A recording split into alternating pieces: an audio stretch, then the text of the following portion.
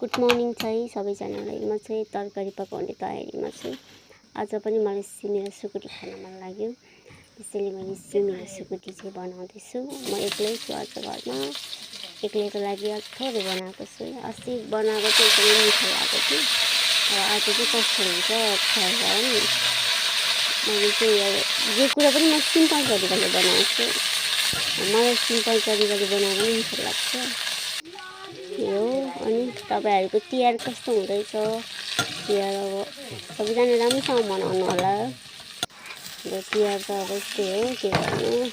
आज तिहारको तेस्रो दिन हो कि कति, तेस्रो दिन हो कि सायद अब भाइटिका पनि आउने बेला भइसकेको छ। दाजुभाइहरू यो त हो चाडबाड हुने दाजुभाइहरू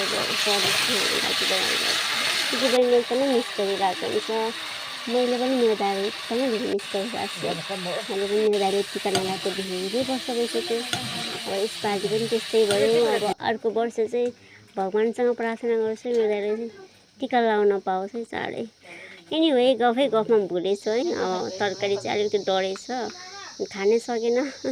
त्यो भएर मैले कुखुरालाई दिएँ। भात पनि अब मिठो त मिठै थियो, तर एकदमै तितो भएछ कि डढेर।